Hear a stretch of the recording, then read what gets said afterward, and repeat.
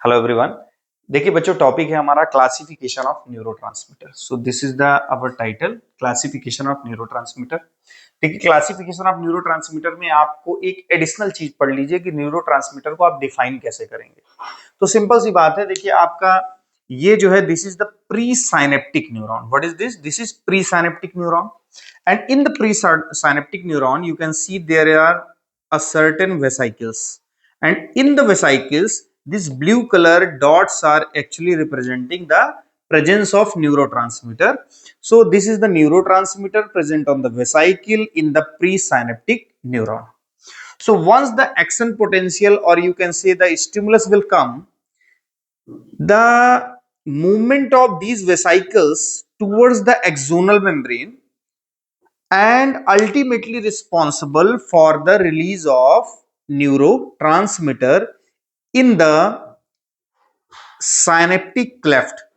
This part, the location, or you can say the place in between the presynaptic neuron, and this is the postsynaptic neuron. So the space in between the presynaptic and postsynaptic, this is synaptic cleft. Once the stimulus will come, the wall of the vesicle will become fluidized.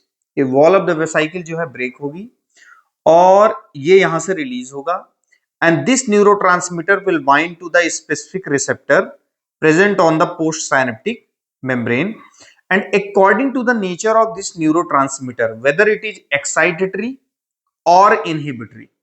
So अगर excitatory है, it means the action potential will be excitatory postsynaptic potential. This will result in stimulation or contraction of the cell. अब अगर neurotransmitter का nature है, suppose करिए inhibitory, then the action potential will be inhibitory post synaptic potential resulting in relaxation, तो अभी तक overall देखिए बच्चों, हमने न्यूरो ह्यूमरल ट्रांसमिशन में जो मैकेनिज्म पढ़ी वो कुछ हद तक इससे रिलेटेड है। लेकिन न्यूरोट्रांसमीटर को जब आप डिफाइन करेंगे तब आप बोलेंगे कि neurotransmitter is a chemical substance stored in the presynaptic neuron within the vesicles, and when the stimulus comes, this vesicles ruptures and neurotransmitter release in the synaptic cleft, and according to the nature of neurotransmitter it binds to their receptor and produce the either excitatory or inhibitory response. तो ये तो basically आपका neurotransmitter की definition हो गई। Definition में आपने ये बता दिया कि न्यूरोट्रांसमीटर बेसिकली एक केमिकल सब्सटेंस है, प्री साइनेप्टिक न्यूरॉन पे स्टोर्ड होता है वेसाइकिल के अंदर, और जब कभी ये रिलीज होगा और अपने post synaptic receptor, post synaptic neuron के मेम्ब्रेन पे प्रेजेंट रिसेप्टर से बाइंड होगा, तो according to the nature of neurotransmitter की एक्साइटेटरी है या इनहिबिटरी है या दोनों नेचर है, के अकॉर्डिंगली फार्माकोलॉजिकल रिस्पॉन्स आएगा।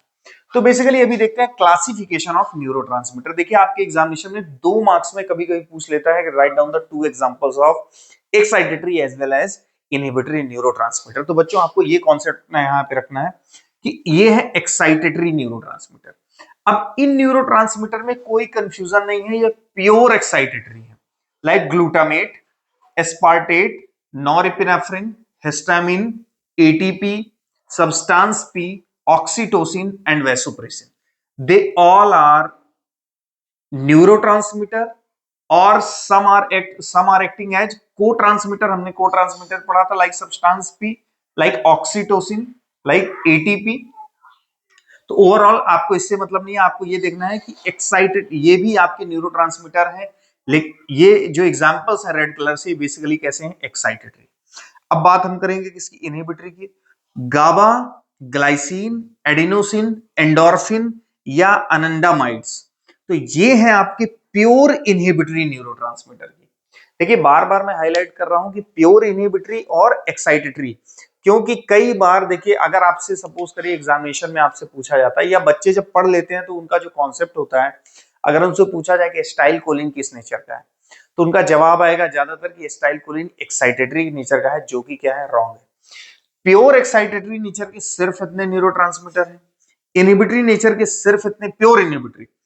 अब मिक्स्ड आता है, क्या मिक्स्ड? मिक्स्ड का मतलब है जिसमें एक्साइटेटरी हो और इनहिबिटरी हो, excitatory plus inhibitory, like dopamine, like serotonin, like norepinephrine, like acetylcholine and like nitric oxide, right? तो बेसिकली यहां पर क्या है कि आपका जो dopamine, serotonin, acetyl choline and not nitric oxide, देखिए इसके लिए भी नॉरएपिनेफ्रिन के लिए कुछ बुक्स में इसको मिक्स्ड की कैटेगरी में रखता है और कुछ में इसको एक्साइटेटरी, तो आप जो कंफ्यूजिंग है उसको आप साइड भी कर सकते हैं, राइट? अब ये किस बात से आपने डिसाइड किया कि ये एक्साइटेटरी है या इनहिबिटरी या मिक्स्ड है? तो एक्साइटेटरी है, एक्साइटेटरी पोस्ट साइनेप्टिक पोटेंशियल अगर जनरेट कर रहा है, इनहिबिटरी अगर inhibitory post synaptic potential generate कर रहा है, और एक्साइटेटरी इनहिबिटरी अगर दोनों है तो वो दोनों पोटेंशियल जनरेट कर रहा है। कैसे?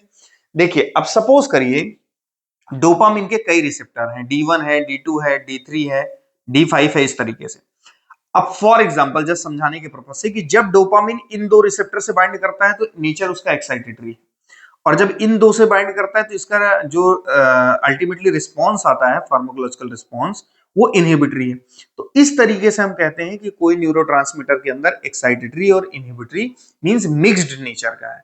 तो चाहे डोपामिन हो, सीरोटोनिन हो, एसिटाइलकोलिन हो और नाइट्रिक ऑक्साइड, ये कैसे हैं आपके? बेसिकली ये आपके मिक्स्ड हैं। तो इस तरीके से आप एक्साइटेटरी और इनहिबिटरी को याद रखें। This is all about the concept of classification of neurotransmitter. Thank you very much.